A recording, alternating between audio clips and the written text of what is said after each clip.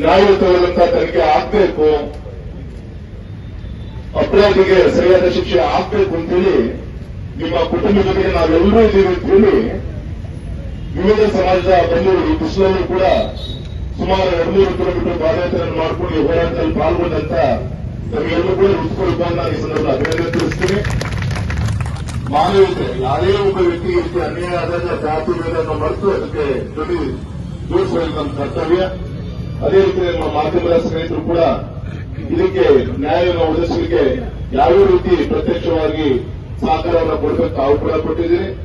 ಈ ಕಾರಣ ನಮ್ಮ ಹಿರಿಯ ಅಂತ ಸಮಾಜದ ಮುಖಂಡ ಅಂತ ಮಂಗೇನವರು ಮಾತಾಡಿದಾಗೆ ಸರ್ಕಾರ ಒಳ್ಳೆ ರೀತಿ ತೆಗೆದುಕೊಂಡು ಹೋಗ್ತಾ ಇದೆ. ಆದ್ರೆ ಯಾವುದೇ ಅನುಮಾನಗಳಿಗೆ ಆಸ್ಪದವನ್ನು ಕೊಡದ ರೀತಿಯಲ್ಲಿ ಚುರುಕಾಗಿ ತನಿಖೆಯನ್ನು ಮಾಡಿ ಯಾವುದೇ ಒಂದು ಇನ್ಫ್ಲೂಯೆನ್ಸ್ ಕೂಡ ಒಳಗಾಗದೆ ಯಾರು ಅಪರಾಧಿ ಇದ್ದಾರೆ ಮಾನವೀಯತೆಯನ್ನು ಮರೆತು ರಾಕ್ಷಸರ ರೀತಿಯಲ್ಲಿ ಹೇಳಲಿಕ್ಕೂ ಕೂಡ ನಮಗೆ ನೋವಾಗುತ್ತೆ. ಬಾಯಲ್ಲಿ ಪಾಪ ಆ ಚೆನ್ನಮ್ಮನ ಒಬ್ಬ ಬಾಯಿನಲ್ಲಿ ಮಾಂಸವನ್ನು ತುಳುಕುವ ಮುಖಾಂತರ, ಮೂಳೆಯನ್ನು ತುಂಬುವ ಮುಖಾಂತರ, ಶಾರ್ಟ್ ಸರ್ಕ್ಯೂಟ್ ಕೊಡುವ ಮುಖಾಂತರ ಈ ರೀತಿ ರಾಕ್ಷಸ ಕರೆಂಟನ್ನು ಕೊಟ್ಟು ಇಂಥ ಮಾಧ್ಯಮ ಪತ್ರಿಕೆ ನಾವೆಲ್ಲರೂ ಕೂಡ ನೋಡಿದ್ದೀವಿ. ಇಂಥ ಹೇಳಪಟ್ಟು ಮಾಡುವಂತ ಈ ರಾಕ್ಷಸನಿಗೆ ಸರಿಯಾದ ಶಿಕ್ಷೆ ಆಗ್ಬೇಕು ಅನ್ನೋದು ನಮ್ಮೆಲ್ಲರ ಒಂದು ಒತ್ತಾಯ. ಆಗಿಕರಿಗೆ ಮಾಡುವಂತ ಸರ್ಕಾರದ ಪರವಾಗಿ ಜಿಲ್ಲಾಧಿಕಾರಿಗಳು, ರಚನಾಧಿಕಾರಿಗಳು ಬಂದಿದ್ದಾರೆ.